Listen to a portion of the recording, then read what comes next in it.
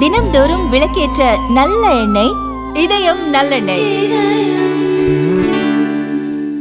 இவன் சோசியலிசம் வா, கம்யூனிசம் வா, ரெவல்யூஷன் வா, அது வா, ஒன்றும் கிடையாது, ஒருத்தனும் செய்யல. அதனால இந்த வாட்டி 8 இடம் கொடுத்தோம். ஆனா நாங்க சாதியை ஒழிச்சு விட்டோம். எங்க சாதியை ஒழிச்சு? மாண்புமிகு தமிழக முதல்வர் ஜோசப் விஜய் அவர்கள் இத்தனை தொகுதி தமிழ்நாட்டில் இருக்கும்போது பெரம்பூர்ல ஏன் நின்றார்? ஊடகங்களா துண்டிக்காம போடணும். வேலை நீங்க நீங்க நல்லது எதையும் கொண்டு வரதுலயும் நீங்க சத்தியம் பண்ணிருக்கீங்க. நாங்க நல்லதை தவிர எதையும் பேசுறதுலயும் நாங்க சத்தியம் பண்ணிருக்கோம். ஆட்சி எப்படி நடத்துவோம்னு படம் படமா போட்டு காட்டினேன். ஒரு துளி காட்சியே போடல. ஏன்? அவங்களுக்கு நல்ல ஆட்சி வருவதோ நல்ல அரசியல் அமைவதோ அவங்களுக்கு விருப்பம் கிடையாது. நீங்க போடணும். நான் கேள்வி எழுப்புறேன். சட்டமன்றத்துல இருந்து அங்கே எழுப்பியிருப்பேன். இப்ப இல்ல, இந்த அரங்கத்துல இத்தனை ஆயிரம் மக்களுக்கு இடையில எழுப்புறேன். என் தம்பி தங்கைகளுக்கு இடையில பெரம்பூர்ல ஏன் நின்றீர்கள்? ஏன் நின்றீர்கள்? நீங்க சொல்றீங்களா இல்ல உங்க கட்சிக்காரன் சொல்லுவாரு, நான் சொல்லுவேன். இத்தனை தொகுதி இருக்கும்போது திருச்சி கிழக்கை தேடி போய் ஏன் நின்றீர்கள்? பெரம்பூரில் மதம், திருச்சி கிழக்குல சாதியும் மதம். நீங்க என்ன பேசுறீங்க? சாதியை ஒழித்து விட்டேன். உங்களை ஒழிக்காம எப்படி சாதி மதத்தை ஒழிக்க முடியும்?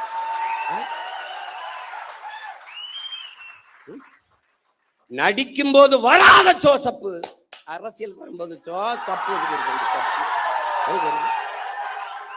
இப்ப முதலமைச்சர் ஆயிட்ட பிறகு ஜோசப் விஜய், ஜோசப் விஜய். அந்த படங்களை திருப்பி ஜோசப் விஜய். ஏன் அந்த முதல் படத்துல அறிமுகம் முகமது ஜோசப் விஜய்னு போடல? எப்படி எப்படி?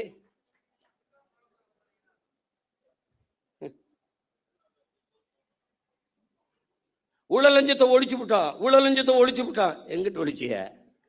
என் தம்பி மதுரமுத்து மதுவை ஒழிச்ச மாதிரியா? நீங்க முதலமைச்சரா நான் என்னங்க பண்ணுவீங்க? மதுவை ஒழிச்சிருவேன்.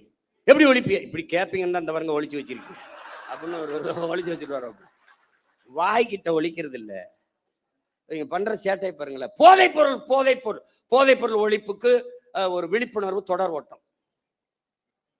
மாண்புமிகு முதல்வர் அவர்களே, ஓடி ஒழிக்கிறது இல்ல, போதைப் பொருளை தேடி ஒழிக்கணும்.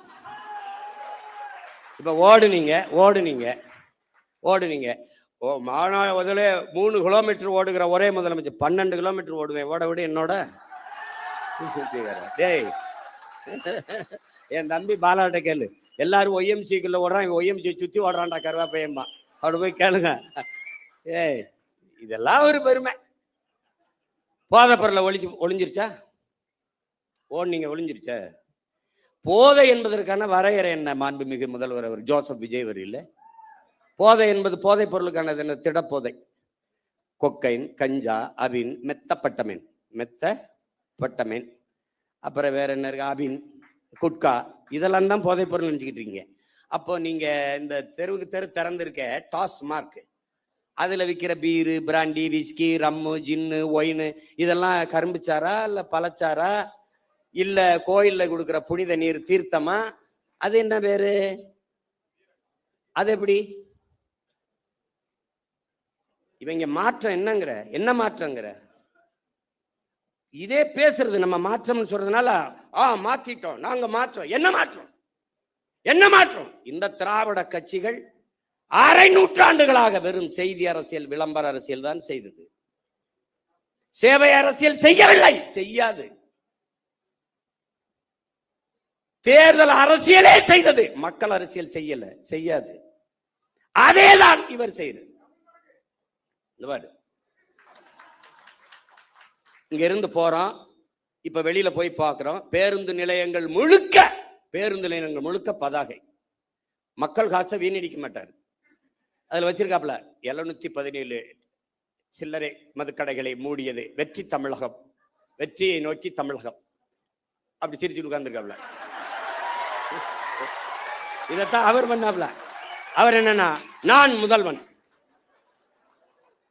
செப்டம்பர் 16 பார்த்துட்டு இருக்கிறோம். அம்மா படத்துல இருக்கு. நான் தினம் திரும்பி பார்த்தே போவேன்ல. நான் வேற புதுச்சேரியில இருந்துல வரணும். தினம் உள்ள தெருவில் பூரா பார்க்குறேன். நிறைய பேருந்து கிடக்குறேன்ல, பேருந்து நிலையங்களை பார்ப்பேன். அவர் அப்படியே உட்கார்ந்துருப்பார் ஐயா. இப்ப இவர் உட்கார்ந்துக்கிட்டு இவர் வந்து இப்ப வந்து இருங்க வார. அப்புறம் சிங்கப்பெண் பெண்கள் பாதுகாப்புக்கு சிங்கப்பெண் சிறப்பு படை, அதுக்கு ஒரு விளம்பரம், அப்படியே சிரிச்சுக்கிட்டு இருக்காப்புல. அதுதான் சட்டசபையில பேசிட்டீங்க, சொல்லிட்டீங்க, செய்தி நாளேடு முழுக்க தொலைக்காட்சி முழுக்க வந்துருச்சு, மக்களுக்கு தெரிஞ்சிருச்சு. அப்புறம் அதுக்கு இவ்வளவு கோடிகளை செலவழிச்சு தெருவா விளம்பரம் இதுக்கு? இதுதான் செய்தி விளம்பர அரசியல். இவங்க ஒன்லி ரீல்ஸ் தான், நோ ரூல்ஸ். ரூல் பண்றது இல்ல, ரீல் தான். இன்னைக்கு என்ன போடலாம்? பேருந்துல போகலாம், பேருந்துல அதுக்கு தான் போக்குவரத்து துறைக்கு ஒரு அமைச்சர் போட்டிருக்கீல, தமிழன் விஜய் பார்த்திபன். பேரை வச்சுக்கிறான் கில்லி சரத்குமார், திருப்பாச்சி வெட்டர்வால், எதோ ஒண்ணு வச்சுக்கிறது பேரை வச்சுக்கிட்டு. சூப்பராயன் அப்படி ஏதோ ஐயா வச்சுக்கிற மாதிரி எதையோ வச்சுக்கிறது. அவன் இந்த சரத்குமாருங்கிற அவன் எப்படிப்பட்ட வீரன்? அது கிள்ளி சரத்து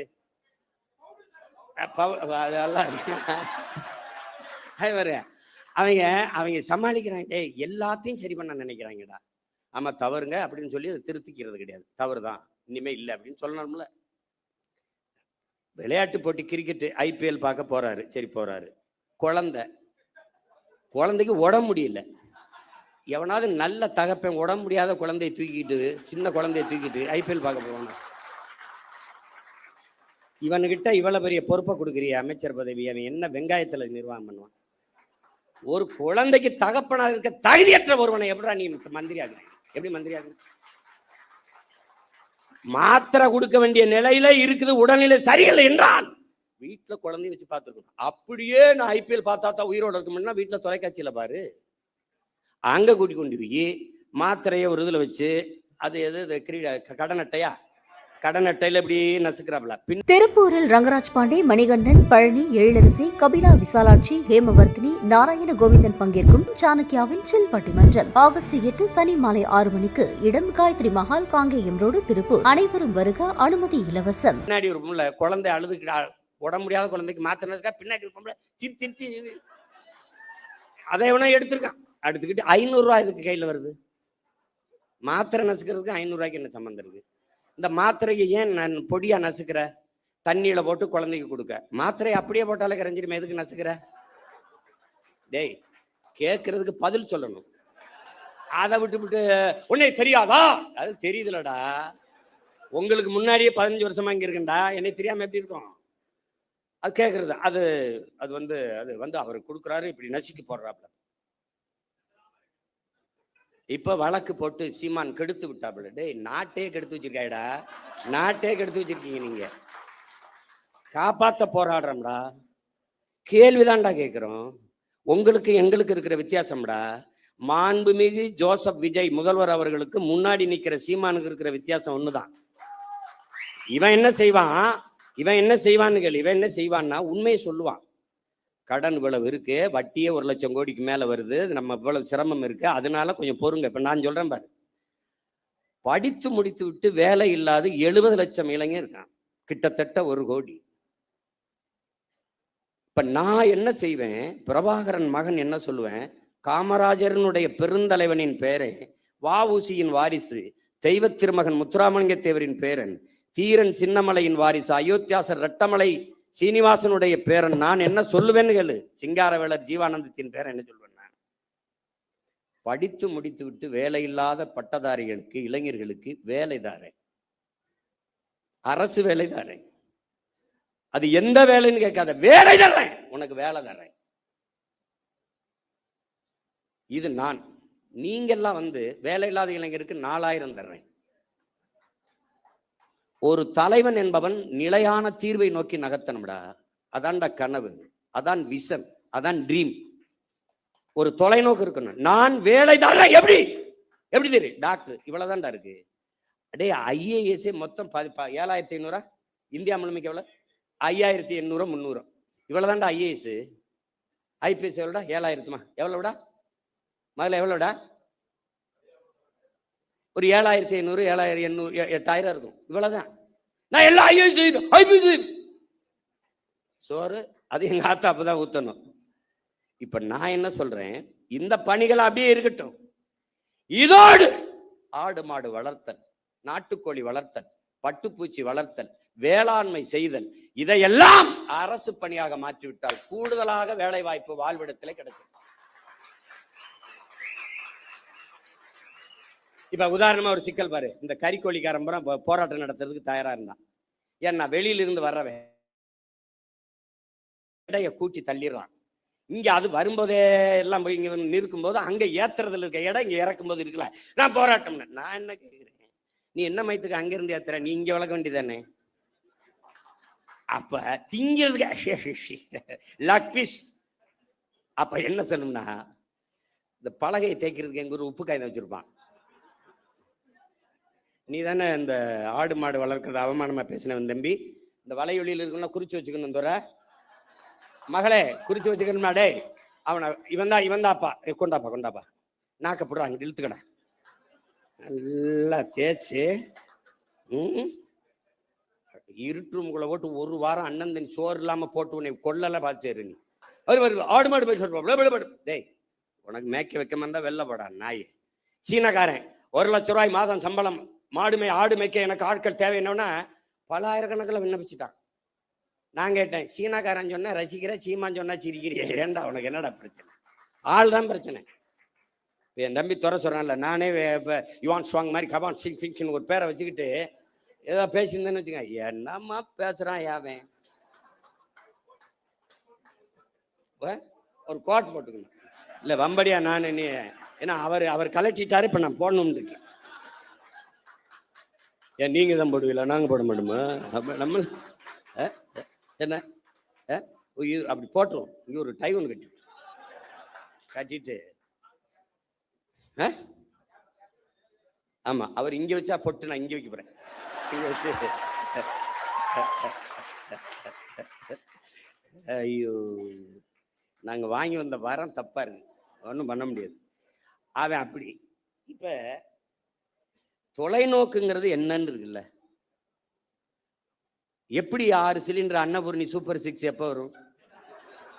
200 யூனிட் மின்சாரம் மாண்புமிகு முதல்வர் அவர்களே உங்ககிட்ட கேட்டது,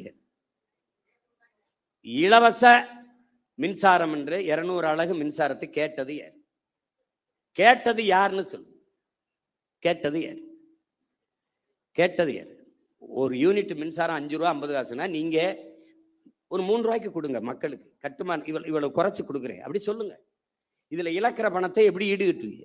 முதல் கையெழுத்தே நீங்க 200 அலகு மின்சாரத்துக்கு கையெழுத்து போடுறீங்க. பிரபாகர மகன் சீமான் என்ன போடுவான்? அந்த முதல் கையெழுத்து அவன் முதலமைச்சராக கையெழுத்து போட்டுருவான். பிறகு என்ன போடுவான்? கல்வி ஒன்றுதான் சமூக மாற்றத்தை, சமூக முன்னேற்றத்தை ஏற்படுத்த கருவி என்கிறார் புரட்சியாளர் அண்ணல் அம்பேத்கர் அவர். தொட்டனை தூரும் மணற்கேணி மாந்தற்கு கற்றனை தூரும் அறிவு. ஒரு நாட்டை ஆளுகிற மன்னனுக்கு அந்த நாட்டின் எல்லையில் மட்டும்தான் செல்வாக்கு, மதிப்பு. ஆனால் கற்றவனுக்கு சென்ற இடமெல்லாம் சிறப்பு என்கிறார். பிச்சை புகினும் கற்கை நின்ற என்கிறான் கொன்றை வேந்தனில் அதிவீர ராமபாண்டி. கல்வியில் இருந்துதான் ஒரு சமூகம் மேம்படணும். அப்ப அறிவு மானிட உரிமை, கல்வி மானுட உரிமை. என்ன பேசுவேன்? கல்வி மானுட உரிமை, கொடுக்க வேண்டியது அரசின் கடமை. அதை கொடுக்காமல் இருப்பது மாபெரும் கொடுமை. இதை தகர்க்கிறது. அனைவருக்கும் சரியான சமமான கல்வி தமிழ்நாடு அரசு கொடுக்குது. தமிழ் தேசிய அரசியல் கொடுக்குது. பிரபாகரன் மகன் சீமானின் அரசு கொடுக்குது. ஏழை பணக்காரன், உயர்ந்தவன் தாழ்ந்தவன் என்று பாகுபாடின்றி எல்லோருக்கும் சரியான சமமான கல்வி, கட்டணம் இல்லாத கல்வி. அந்த இலவசம்ங்கிற வார்த்தையே ஒழிக்கணும். கட்டணம் இல்லாது கொடுக்கிறோம். தனியார் பள்ளி கல்லூரியில் என்ன தரம் இருக்கிறது என்று என் பெற்றோர்களும் என் பிள்ளைகளும் நினைக்கிறார்களோ அதை தாண்டிய கல்வி. கல்வியில் தலை சிறந்த நாடு பின்லாந்து. 10 ஆண்டுகளில் எழுதி வை. 10 only 10 years. 10 years only 10 years back. திருப்பி ஒருத்தன் சொல்லுவான் பின்லாந்துல இருந்து, உலகத்தின் தலை சிறந்த நாடு தமிழ்நாடு என்று. லீக்வான் யூ சொன்னா, Lee Kuan you only 10 years you make my hand in Singapore. என் கைகளில் கொடு. உலகம் 1000 ஆண்டுகள் கழிச்சு சிங்கப்பூரை புகழ்கிற உயரத்தில் நிறுத்துறேன். நான் நிறுத்திட்டான். லீ குவான் யூவால் சிங்கப்பூரில் முடிகிறது. பிரபாகரன் மகன் சீமானால் தமிழ்நாட்டில் முடியாதா? ஒரு இத்திரின்னு நாடா, இத்திரின் நாடு. இவ்வளவுதான் மக்கள் தொகை. ஒரு வளமும் இல்லை கடலை தவிர. எந்த வளம் இல்லை என் நிலத்துல. என்ன இல்ல? அறிவு வளமா, உடல் வளமா, இல்ல நில வளமா, மலை என்ன இல்ல? கொடுமடா. தஞ்சாவூர்ல இருந்து அரபு நாட்டுல ஒட்டகம் மேய்க்க போறானடா. கேவலம் உண்டாடா. தஞ்சாவூர்ல இருந்து பிற நாட்டுக்கு வேலைக்கு, சிங்கப்பூருக்கு வேலைக்கு ஏன்டா போன? என் நாடுடா, சொர்க்கமிடாது. இவ்வளவு வளத்தை வச்சுக்கிட்டு போய் அரபு நாட்டுல பாலைவனத்துல போய் ஒட்டகம் வச்சுட்டு என் பிள்ளை நிக்கிறான்டா. இது மாதிரி ஒரு கொடுமை. அரபு நாட்டுல ஒட்டகம் மேய்க்கலாம், அன்னை நிலத்துல ஆடு மாடு மேய்க்க கூடாதாடா? என்னடா கொடுமை இது? எங்களை ஆடு மாடு மேய்க்க சொல்ல, ஒன்னே மேய்க்க சொல்ல பரதேசி பிக்காளி பல, ஒன்னே நான் மேய்க்க சொல்லடா. போடா, எழுதி வச்சுக்கடா. ஒரு நாள் அவசர கூட்டம் எங்க நடக்குதுங்க? இந்த கூட்டு பண்ணையில் நடந்துகிட்டு இருக்குங்க. அங்க உட்காந்துருக்காரு முதலமைச்சர், எல்லா அமைச்சரும் உட்காந்து போயிட்டு இருக்காங்கன்னு. நீ அங்க வருவ. 2000 ஏக்கர்ல பண்ணை இருக்கும், அங்க கூடாரம் இருக்கும். உட்காந்துக்கிட்டு அங்கே நாங்க வளர்த்த நாட்டுக்கோழி வந்துகிட்டு இருக்கோம். அங்க ஆட்டுக்கறி பிரியாணி போயிட்டு இருக்கோம், அதை சாப்பிட்டு இருப்பான். டேய், இதெல்லாம் நான் சாதிச்சு காட்டிட்டு சாகலைன்னா நான் பிரபாகரன் மகன்லடா. பெரியமா போயிட்டு இருக்காங்க. ஓடுவண்ணா கையெழுத்து. பெற்றுக் கொடுங்கள் பிள்ளைகளை. கற்றுக் கொடுக்கிறோம் நாங்கள். பிள்ளைகள் உங்கள் வீட்டின் செல்வங்கள் அல்ல, நாட்டின் செல்வங்கள். முடிஞ்சு. நீ பெத்துட்டியா 3 வயசுல ஒப்படைச்சிட்டு வெளியேறிடணும். பிள்ளைக்கும் அரசுக்குமானது. நான் கேட்பேன், என்ன படிக்கிற ஐயா? ஐயா நான் வந்து டாக்டர் போயா. ஐயா நான் இன்ஜினியர் போயா. ஐயா எனக்கு பாடுறது பிடிக்கும் பாடியா. ஐயா எனக்கு ஓடுறது பிடிக்கும் ஓடியா. அதுக்குன்னு வரக்கூடாது, தொலைச்சு போடுவேன் உன்னை. ₹1 கல்வி கிடையாது. தொடக்க கல்வி முதல் ஆராய்ச்சி கல்வி வரை என் பிள்ளைக்கு தரமான கல்வி. ₹1 கட்டணம் இல்லாம.